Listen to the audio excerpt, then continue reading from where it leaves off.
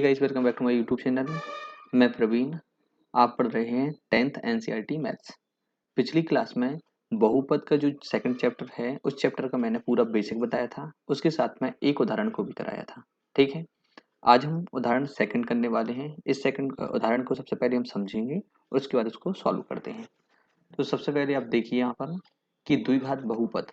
द्विघात बहुपद मैंने बहुपद के टाइप बताए थे और उसमें आपको ये भी बताया था कि द्विघात बहुपद क्या होता है। द्विघात बहुपद वो होता है जिसमें जो चर राशि होती है, चर जैसे x है और ये वाला x है, इसकी अधिकतम घात जो हो, यहाँ पर 2 है तो ये द्विघात समीकरण है। ठीक है, इसके शून्य ज्ञात कीजिए। मतलब कि शून्य का मतलब होता है कि x का ऐसा मान बताइए जिसको ये समीकरण में रखने पर समीकरण पूरा शून्य हो जाए, मतलब इसका आंसर 0 है, तो वो क्या होता है, शून्य होता है। ठीक है, तो उसको निकालने के लिए अलग अलग मेथड है। ठीक है, सबसे पहले हम उस मेथड को सीखेंगे कि इसको हमें कैसे निकालना है। ठीक है, तो सबसे पहले मैं आपको एक बात और बता दूं कि जो द्विघात बहुपद है तो इसके कितने शून्य होंगे, 2 शून्य होंगे। हमने बेसिक में पढ़ लिया है। तो सबसे पहले जैसा बुक में दिया है तो पहले हम इसका सॉल्यूशन देख लेते हैं, फिर उसके बाद हम खुद से ही अलग से सॉल्व करते हैं। ठीक है, तो उन्होंने बोला है कि शून्य ज्ञात कीजिए और शून्यकों तथा गुणांकों के बीच के संबंध का सत्यता की जांच कीजिए। ठीक है, दोनों के संबंध बताना है और शून्यकों के और गुणांकों के बीच की संबंध की सत्यता की जांच करना है। ठीक है, हम पाते हैं जो x square minus 7x plus 7x plus 10, इसके इक्वल में x प्लस 2 एक ब्रैकेट में आ गया और दूसरा x प्लस 5। ये कैसे आया, यदि हम इन दोनों को मल्टीप्लाई करेंगे, गुणा करेंगे, तो ये वाला आंसर आएगा सेम टू सेम। ठीक है, मैं पहले भी बता चुका हूँ कि बराबर जहां लगा हो तो दोनों एक दूसरे के बराबर हो। इसको सॉल्व करेंगे तो आंसर ये वाला आएगा। ठीक है, इसलिए x square plus 7x plus 10 का मान शून्य है जब x प्लस 2 बराबर 0 हो, ये 0 के बराबर माना है। x प्लस 5 के बराबर 0 माना है, अर्थात जब x बराबर -2 और x बराबर -5 हो। इसलिए x square plus 7x plus 10 की शून्य -2 और -5 ये दोनों आ गए। अब शून्यकों का योग निकालना है, तो शून्यकों का योग वाला फॉर्मूला होता था कि दोनों शून्य को क्या करना है, हमें जोड़ना है। इसके बराबर में x के गुणांक को लेना है, तो x का गुणांक कौन सा है, x का गुणांक 7 है, तो 7 को हमने लिया तो -7 आ गया। एक्स स्क्वायर का गुणांक लेना है, तो एक्स स्क्वायर का गुणांक क्या है, यहाँ पर कुछ नहीं है तो क्या माना जाएगा, 1 माना जाएगा। ठीक है, इन दोनों को प्लस किया, ठीक है, और इसको सॉल्व किया तो इस तरफ और इस तरफ दोनों तरफ क्या आ गया, सेम आ गया। ठीक है, जिससे हमें क्या हो गया, इसकी सत्यता की जांच हो गई कि शून्यकों का योग उसके फॉर्मूला से मैच कर रहा है। ठीक है, इसके बाद शून्यकों का गुणनफल -2 मल्टीप्लाई -5। ठीक है, दोनों शून्यक हैं तो एक शून्यक कौन सा है, -2, और दूसरा कौन सा है, -5। इन दोनों को मल्टीप्लाई करेंगे तो कितना आएगा, 10 आएगा। ये हमें 10 मिल गया। अब हम इससे मिलाते हैं। अचर पद क्या है इसमें, जो हमारा 10 है तो हमने सचर पद को लिख दिया। एक्स स्क्वायर का गुणांक क्या है, एक ही है तो वो लिख दिया, दोनों बराबर हो गए। थोड़ी बुक में जैसा दिया है उसको बताने से थोड़ा ज़्यादा अच्छे से समझ नहीं आएगा, इसलिए मुझे आइडिया आया कि उदाहरण को ऐसे ना बता के करे, सॉल्व करके बताओ। ठीक है, इसलिए मैं आपको सॉल्व करके दिखाता हूँ। ठीक है, सबसे पहले हमारे सामने लिखा था x square minus plus 7x plus 10। ठीक है, इसको हमें 2 ब्रैकेट में तोड़ना है। ठीक है, तो हम इसको कैसे तोड़ सकते हैं कि तोड़ने का तरीका ये होता है कि इन दोनों को मल्टीप्लाई करो तो कितना आए, 10 आए, और जोड़ने पर कितना आए, 7 आए।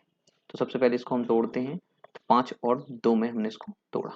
ठीक है, 5 और 2 में हमने जैसे तोड़ा तो 5 और 2 का हम मल्टीप्लाई करेंगे तो कितना आएगा, 10 आएगा कि नहीं आएगा, और ये 7 5 और 2 को जोड़ के ये 7 आएगा। बस 2 बातें याद रखनी है कि जो लास्ट में अचर पद दिया होता है, अचर पद, ठीक है, तो इस अचर पद में, इस अचर पद का क्या करना है कि 2 ऐसे नंबर लेना है, जैसे अचर पद कितना 10 दिया था तो 2 ऐसे नंबर लिए कि जिन दोनों का मल्टीप्लाई तो 10 होगा मगर इन दोनों का सम, मतलब कि टोटल टोटल कितना होना चाहिए, 7 होना चाहिए। ठीक है, तो कितना हो जाएगा, 7 हो जाएगा। ठीक है, ये 2 बातें माइंड में थिंक में रखना है। ठीक है, पिछली क्लास में शायद आप पढ़े होंगे तो इसलिए इसको थोड़ा उन्होंने ज्यादा एक्सप्लेन नहीं किया है। ठीक है, अब जैसे एक्स स्क्वायर प्लस 7x लिखा है, ठीक है, और प्लस 10 लिखा है, इसको अब हम कैसे लिख सकते हैं, एक्स स्क्वायर प्लस 7x और प्लस 5 इंटू 2, पहला चीज, पहला काम किया। ठीक है, अब यदि इसको हमें तोड़ के लिखना है तो इसको हम तोड़ के कैसे लिखेंगे, एक्स का square plus 5x plus 2x लिख दिया, और प्लस में क्या है 5 इंटू 2, ठीक है, इंटू ऐसा भी बना सकते हैं, ठीक है, इस जगह पर कोई दिक्कत नहीं है, ठीक है। अब आप देखिए कि देखो हमने इसको तोड़ा तो ये वाला बना, ठीक है, ये वाला सेम टू सेम जैसा था वैसे ही के वैसे लिख दिया, बस बीच वाले से हम बोले पहले हमने इसको तोड़ा था तो तोड़ना इसको तो बता ही दिया हमने कि 10 को कैसे तोड़ना है, ठीक है, 10 को तोड़ा था तो यहाँ पे लिखा है, ठीक है, इतना समझ में आपको आना चाहिए।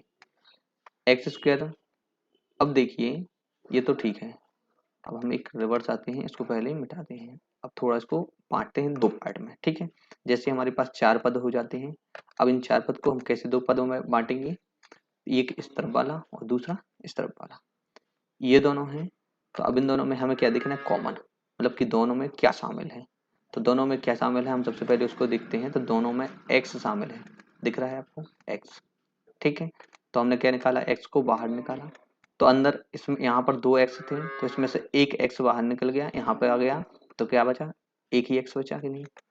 अब यहाँ पर एक एक्स था, इस एक एक्स को हम बाहर निकालेंगे तो अंदर क्या बचेगा, सिर्फ 5 बचा, ठीक है।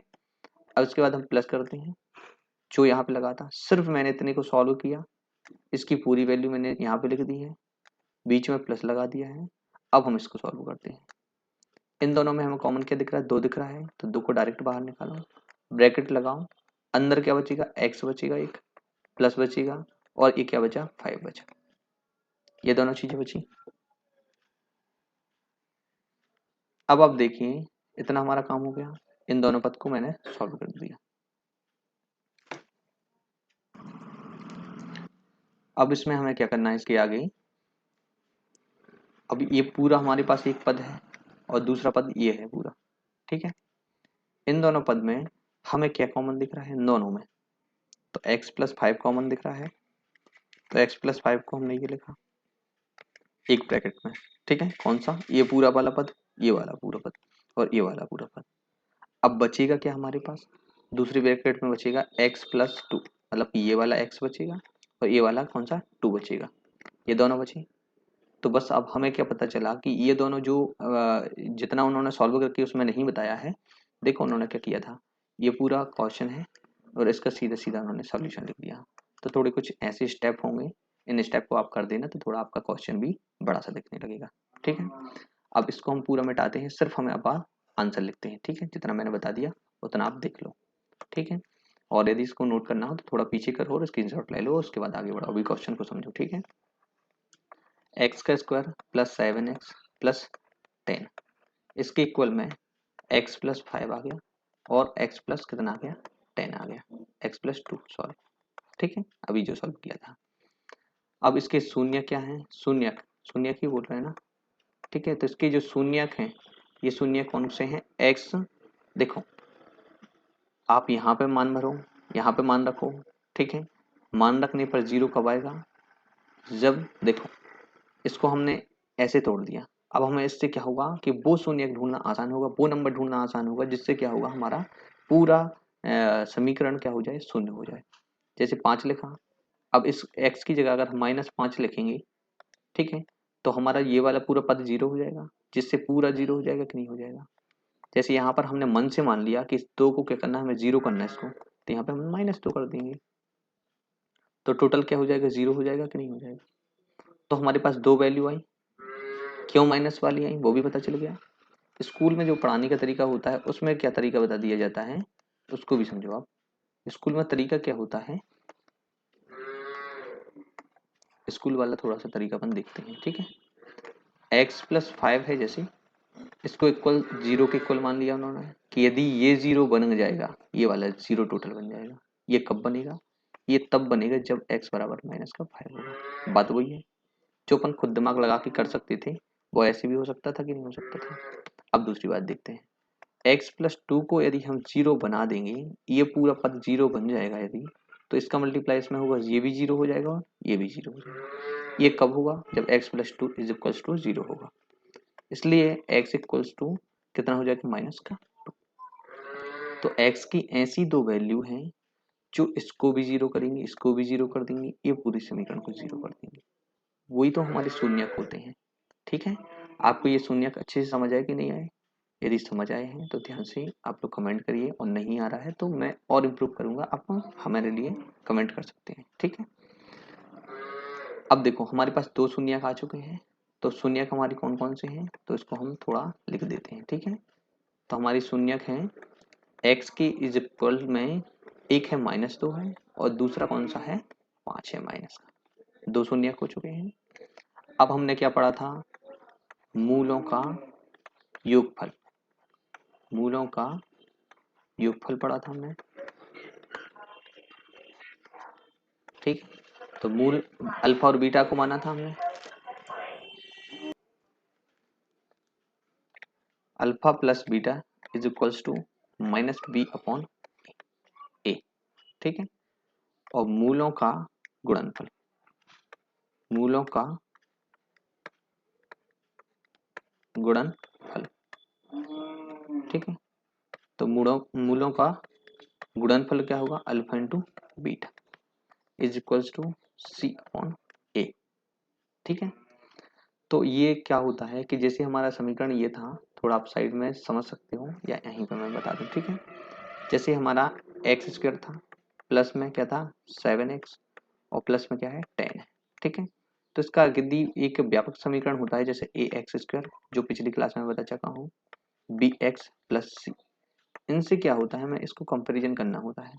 ठीक है, कैसे कंपैरिजन करना होता है कि ए की जगह पर क्या होगा, एक होगा कि नहीं होगा, तो ए के बराबर एक हो गया, बी के बराबर में क्या होगा 7 होगा, सी के बराबर में क्या होगा 10 होगा।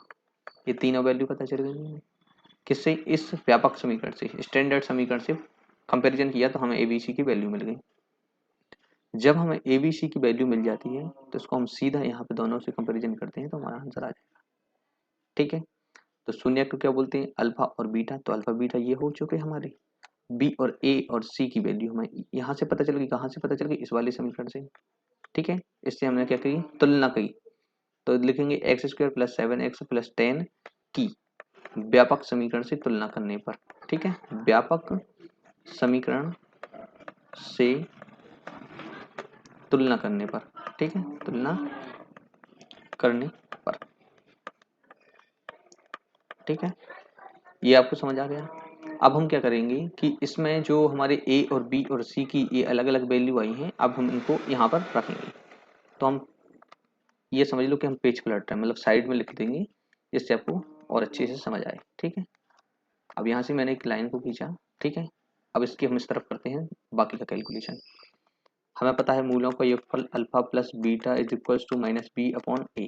ठीक है, अल्फा की वैल्यू क्या है -2 है। ठीक है, पहला मूल हो गया, दूसरा कौन सा मूल हो गया, प्लस लगा था तो प्लस लगा दिया। अब ये b है बीटा, तो बीटा की वैल्यू कितनी है -5 है। ठीक है, इज इक्वल्स टू, ये दोनों लिख दिए कि नहीं लिख दिए, आ गया समझ में। माइनस पहले से लगा था, b की वैल्यू कितनी है 7, तो 7 लगा दी, a की वैल्यू कितनी है 1 है, तो हमने 1 को रख दिया। इन दोनों को हमने प्लस किया तो माइनस का हमारा 7 आ गया, और इसको कैलकुलेशन किया मतलब 1 को हटा दिया तो देखो दोनों इक्वल आ गए। मतलब कि हमने इसकी जांच कर ली सत्यता की कि इन दोनों का संबंध है कि नहीं, तो पहला। ठीक है, अब दूसरा हम बताते हैं, alpha into beta is equals to C upon A होता है, हमने याद किया था। तो अल्फा इंटू बीटा की वैल्यू क्या है, अल्फा की वैल्यू कितनी है -2, और बीटा की वैल्यू कितनी है, यहाँ पर क्या डायरेक्ट माइनस नहीं लगा सकते, मल्टीप्लाई लिखना होगा, नहीं तो वो माइनस में माना जाएगा। ठीक है, तो माइनस कितना हो गया 5 हो गया। इसके इक्वल में सी अपॉन ए, मतलब कि 10 के अपॉन में कितना करना है, 1 को करना है। इन दोनों को मल्टीप्लाई किया तो 10 आया। मैंने बेसिक में पहले पढ़ाया कि माइनस माइनस का मल्टीप्लाई होता है तो कितना होता है, प्लस बन जाता है। तो ये प्लस का हुआ, तो ये भी आगे प्लस का ही होगा, जहाँ पर कोई साइन नहीं होता तो वो प्लस का ही माना जाता है। ठीक है, तो इस क्वेश्चन को मैंने पूरा सॉल्व कराया है, नहीं आया हो समझ में तो आप बार बार देखिए। बस इसमें याद रखने वाली एक ही चीज़ है, ए बी सी कहाँ से लाएंगे, व्यापक समीकरण से लाएंगे, और अल्फा बीटा कौन होते हैं, समीकरण के मूल या शून्य होते हैं। ठीक है, जो पूरे समीकरण को शून्य कर दें। ठीक है, ये बराबर में जीरो क्यों आता है, क्योंकि जब भी वर्ग समीकरण होता है उसको हम सॉल्व करेंगे उसका आंसर जीरो आना चाहिए, मतलब कि एक्स की वैल्यू रखेंगे तो जीरो आना चाहिए, इसलिए उसको हमेशा जीरो मान के चलते हैं, इसलिए इन शून्य को भी लेके चलते हैं। तो आपको ये पूरा समझ आ गया होगा। अब हम नेक्स्ट क्वेश्चन पे चलते हैं। उदाहरण नंबर 3 है। इसको देख के आपको ऐसा लग रहा होगा कि ये थोड़ा मतलब कि क्वेश्चन ऐसा है कि वैसा नहीं है जैसा हम पढ़ रहे थे। ठीक है, ये कुछ आपको नया सा लग रहा होगा, तो इसको कुछ नहीं है, पहले क्वेश्चन को पढ़ते हैं हम, फिर बिल्कुल वैसे ही ओल्ड वाला बना देंगे जैसे पहले था। ठीक है, वर्ग समीकरण मतलब कि वर्ग हो, ठीक है, वर्ग समीकरण कोई होगा, ऐसा नहीं कि वैसा ही होना जरूरी है जैसा पहले था। ठीक है, तो उसकी टेंशन मत लो आप। सबसे पहले हमें बस हाईएस्ट पावर क्या, 2 की पावर मिलनी चाहिए, तो बस हमारा काम हो गया कि ये वर्ग समीकरण है। मतलब यहाँ पर हम किसी भी वैल्यू को रखेंगे तो उसका आंसर क्या आ जाएगा, जो भी वैल्यू रखेंगे उसका आंसर क्या आना चाहिए, शून्य आना चाहिए, क्योंकि वर्ग समीकरण के शून्य होते हैं। ठीक है, बहुपद एक्स स्क्वायर माइनस थ्री के शून्य ज्ञात कीजिए और शून्यकों तथा गुणांकों के बीच संबंध की सत्यता की जांच कीजिए। ठीक है, तो सबसे पहले हमें क्या करना है, सर्वसमीका हमें ये पता होनी चाहिए कि ये वाली एक सर्वसमीका होती है। इन दोनों का जैसे हम स्क्वायर करेंगे तो इससे क्या होता है, ये वाला स्क्वायर करते हैं इन दोनों का स्क्वायर, या इन दोनों को मल्टीप्लाई करते हैं तो आंसर ये वाला आता है। ठीक है, तो ये आपको पता होना चाहिए कि इन दोनों का सॉल्यूशन ये होता है, का स्मरण कीजिए। इसी प्रयोग कर हम लिख सकते हैं। ठीक है, इसका स्मरण किया, इसको देखा, और उसके बाद हमने इस वाली जो वैल्यू हमारी दी थी उस वैल्यू से हमें ये दो गुणनखंड मिल गए। इन दोनों गुणनखंड को क्या किया कि इनके शून्य क्या होंगे, तो इनके शून्य जैसे ये क्या था, माइनस का √3 है तो प्लस का √3 हो जाएगा, क्योंकि ये दोनों कटेंगे तो जीरो हो जाएगा, तो पूरा पूरा इक्वेशन भी जीरो हो जाएगी। ठीक है, जैसे क्या लिखा, एक्स स्क्वायर माइनस √3 लिखा है। ठीक है, तो क्योंकि ये प्लस की वैल्यू थी तो इसके अपोजिट साइन वाली वैल्यू ले ली। क्यों ली, क्योंकि वो जीरो करने के लिए, इसको हमने जीरो कर लिया, मतलब कि हमारा पूरा इक्वेशन ही जीरो हो गया। अतः एक्स स्क्वायर माइनस थ्री के शून्य √3 और माइनस √3 है। ठीक है, तो इन दोनों के हमें शून्यक मिल चुके हैं। अब वही हमारा फॉर्मूला रहता है अल्फा प्लस बीटा वाला। ठीक है, तो इसको हमने ऐसे लगाया माइनस बी अपॉन ए, तो माइनस बी कौन होता है, ये वाली थोड़ी गुत्थी में सुलझा दूं, क्योंकि आप लोगों को कहीं ये देखने मिलेगा कहीं ये। ठीक है, इन दोनों को क्लियर करना है। सबसे पहले शून्यकों का योगफल, शून्यक होते अल्फा बीटा मानते हैं, और शून्यकों का गुणनफल यानी अल्फा इंटू बीटा। ठीक है, इसके बराबर में माइनस बी अपॉन ए होता है, इसके अपॉन में क्या होता है, सी अपॉन ए होता है। ठीक है, तो आखिर ये दोनों बातें एक सी ही हैं। क्या b की वैल्यू x का गुणांक है, देखते हैं अपन। जैसे हमारा जो व्यापक समीकरण होता है A X square plus B X plus C होता है। ठीक है, तो इसमें क्या बोला, x का गुणांक, तो x का गुणांक क्या हुआ, b ही हुआ ना, या तो x का गुणांक बोल दो या तो b बोल दो, बात बराबर की नहीं, बात समझे। ठीक है, इसके बराबर मैं लिख दूं b अपॉन ए, इसको ऐसे बोल देंगे। ठीक है, इसी चीज को ऐसे बोल सकते हैं। एक्स स्क्वायर का गुणांक मतलब कि एक्स स्क्वायर का गुणांक कौन सा है, ए ही है ना, उसी वैल्यू को तो लिखना है। ठीक है, अब ऐसे यहाँ पे यदि हमने बोला बराबर में सी अपॉन ए।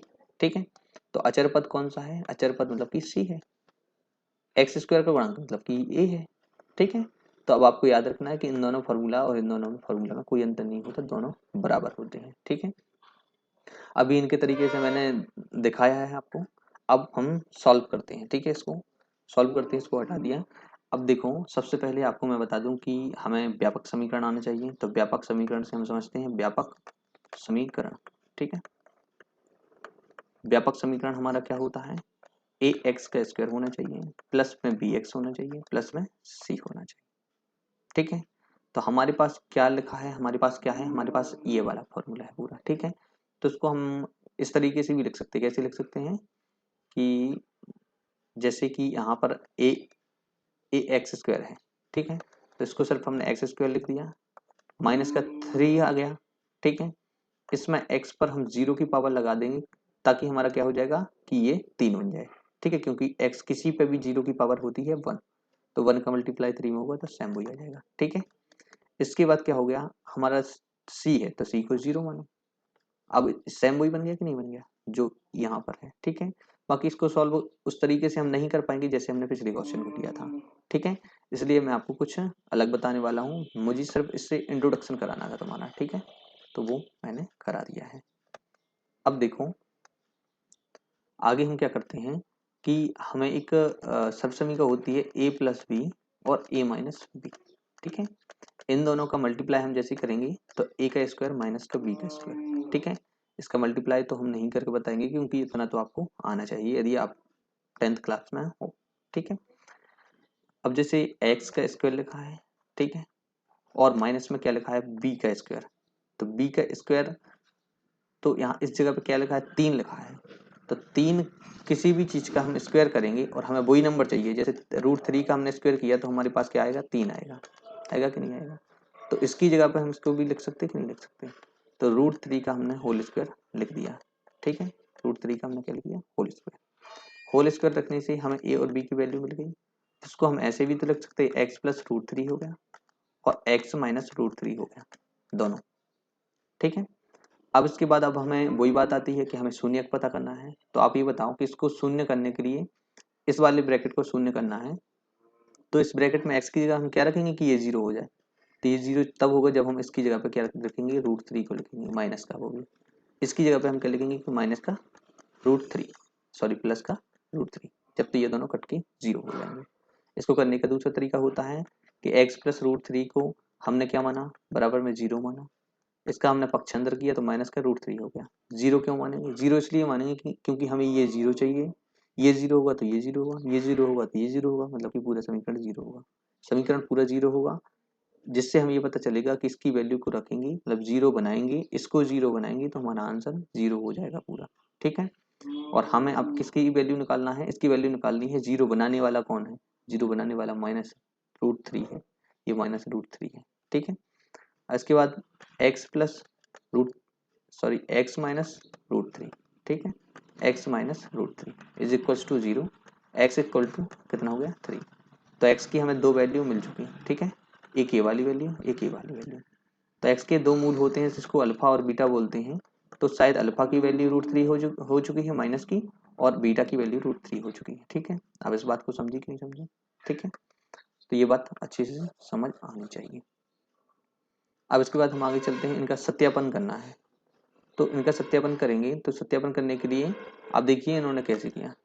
इन्होंने सीधा सीधा ऐसे किया, जीरो बना दिया, बाकी यहाँ पर इन्होंने वो वैल्यू नहीं रखी, इस वाले में तो नहीं रखी शायद, नहीं रखी। ठीक है, चलो हम देखते हैं, वापस चलते हैं वहीं पे। उसको हम अपने तरीके से सॉल्व करते हैं, देखते हैं क्या होता है। Alpha plus beta is equals to कितना होता है, माइनस बी अपॉन ए। ठीक है, अल्फा की वैल्यू हमारे पास कितना है, माइनस की रूट थ्री, प्लस बीटा की वैल्यू कितनी है, ओनली थ्री, माइनस लगा है। बी की जगह पर क्या होगा, अगर हम उसी समीकरण को वैसे ही बनाएंगे जैसे हमने अभी बनाया था, वापस बना के देखते हैं। ठीक है, चलो वापस बनाते हैं, कैसे बनाया था, एक्स का स्क्वायर माइनस का थ्री लिखा है तो थ्री एक्स पर जीरो की पावर। ठीक है, फिर इसके बाद यहाँ पर क्या है, प्लस ही था ना सब, हाँ यहाँ पर माइनस था एक। ठीक है, इसको यहाँ पर माइनस था। ठीक है, और प्लस में कितना हो गया, जीरो हो गया। ठीक है, इतनी बात हो गई। अब हमें क्या करना है, बी की जगह पर क्या रखना है, बी की वैल्यू रखना है। तो बी की वैल्यू तो माइनस थ्री है, ये वाला माइनस तो पहले वाला है, ये जो माइनस लगा हुआ है ये इस फॉर्मूला का माइनस है, यहाँ पे सेम टू सेम लगी रहेगा, यहाँ पे ये वाली वैल्यू आएगी। ठीक है, अब इसके अपॉन में कितना आएगा, एक आएगा। ठीक है, इससे तो थ्री हो रहा है, इसमें क्या है देखो, इससे इसलिए कंपैरिजन नहीं कर सकते क्योंकि यहाँ पर एक की पावर वाली कोई वैल्यू चाहिए, एक की पावर वाली वैल्यू। ठीक है, एक की पावर वाली कोई वैल्यू नहीं है। देखो हम फिर से बताते हैं आपको, ऐसा भी ट्राई करके देखना चाहिए कि ऐसा होता है कि नहीं होता है। ठीक है, देखो यहाँ पर हमें क्या चाहिए था, माइनस, देखो माइनस थ्री है। ठीक है, यहाँ पर माइनस थ्री है, कोई बात नहीं। अभी हम इस माइनस थ्री को थोड़ा पीछे करें, यहाँ पे हमने माइनस थ्री को कर दिया, ये हमारा अचर पद हो गया। अब बीच वाला पद हमें पता नहीं चल रहा है, तो x पर वन की पावर रहती है, यहाँ पर जैसे है वन की पावर ये है, इसके मल्टीप्लाई में हम जीरो को लेंगे तब हमारा ये बनेगा। इसके पहले जो मैंने बताया उसको भी ठीक नहीं माना जाएगा, ये वाला जो है ये 100% सही है। ठीक है, इसको देखकर आप उसको भी कंपैरिजन कर लीजिएगा। ठीक है, क्योंकि वो तरीका थोड़ा अलग था। हमें क्या चाहिए, एक्स चाहिए, व्यापक समीकरण में से एक्स स्क्वायर चाहिए, एक्स चाहिए और अचर पद चाहिए। तो एक्स स्क्वायर हो गया, वन की पावर वाला मिल गया, और ये मिल गया जीरो। इसको क्यों हमने जीरो को मल्टीप्लाई किया, क्योंकि इसकी वैल्यू जीरो हो जाए, ये सेम टू सेम वैसा ही बची जैसे क्वेश्चन में था। ठीक है, तो यहाँ पर माइनस बी, देखो माइनस बी की वैल्यू कितनी हो जाती है, फिर जीरो हो जाती है, इसके अपॉन में वन। तो इससे तो आंसर अब सॉल्व होगा नहीं, ये जीरो बन जाएगा तो इस तरफ भी जीरो बन जाएगा, बात खत्म है। ठीक है, एक बात हो जाती है। अब दूसरी बात पे आते हैं, alpha into beta is equal to C upon ए।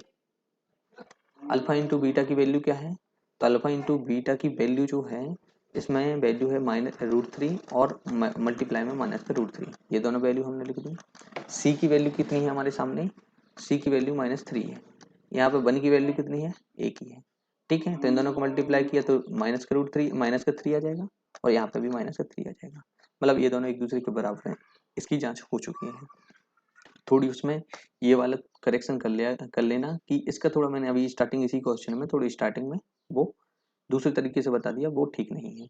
अगर हमें इन दोनों को कंपैरिजन करना है तो दोनों एक दूसरे के इक्वल होना चाहिए। ठीक है, कि इसको जब हम सॉल्व करें तो आंसर हमारा ये वाला मिले, उसमें नहीं मिलता शायद, इसलिए कोशिश ये करना कि उसको इग्नोर करो। ठीक, अब हम नेक्स्ट क्वेश्चन पर चलते हैं। ये हमारा चौथा उदाहरण है। उस उदाहरण में लिखा है कि एक द्विघात बहुपद ज्ञात कीजिए जिसके लिए शून्यकों का योगफल और शून्यकों का गुणनफल क्रमशः -3 और 2 है। ठीक है, तो हमें क्या करना है, बहुपद निकालना है, द्विघात बहुपद। ठीक है, तो द्विघात बहुपद निकालने के लिए सबसे पहले इन्होंने क्या तरीका बताया है उसको जान लेते हैं। माना द्विघात बहुपद ax² + bx + c है और इसके शून्यक अल्फा और बीटा है। ठीक है, इसके शून्यक नहीं, इसके आंसर अल्फा और बीटा है। ठीक है, अल्फा और बीटा से हम पाते हैं कि alpha plus beta is equal to -3 और alpha into beta is equal to कितना हो गया, 2। ठीक है, तो alpha into beta alpha plus beta is equal to -3 है। ठीक है, तो ये वाली बी की वैल्यू बन जाती कि नहीं बन जाती, तो इसके अपॉन में यदि हमने एक को माना तो ये एक ही वैल्यू बन जाएगी। Alpha into beta is equals to क्या हो गया, 2 दिया है इन्होंने, यदि 2 की बटे में हम 1 मान लेंगे तो देखो ये सी की वैल्यू आ जाएगी, ये 1 की, ये दोनों सेम ही है। माना क्यों, क्योंकि हमें इसके जैसा दिखाना है, ये दोनों एक दूसरे के जैसे देखें, तो हमारी ए की वैल्यू 1 ही आ गई। बी की वैल्यू सीधा 3 आया, -3 क्यों नहीं आया, क्योंकि ये यहाँ पर फॉर्मूला में था, ये भी फॉर्मूला में था, हमें तो सिर्फ बी से मतलब है तो हमने बी को ले लिया। इसके बाद हमें सी को लेना है, सी को सीधा 2 ले लिया तो हमारे पास ये। ठीक है, अब हमें क्या बोला है उन्होंने कि बहुपद ज्ञात कीजिए। द्विघात बहुपद ज्ञात करने के लिए फॉर्मूला दिया है ax² प्लस क्या है bx प्लस सी। ठीक है, तो ax, a की जगह हमने 1 लिख दिया, तो 1 को तो लिखते नहीं है, x² हो गया, प्लस b की जगह पर क्या करना है 3x हो गया, प्लस c कितना हो गया 2 हो गया, बस हमारा ये क्या बन गया, द्विघात बहुपद बन गया। ठीक है,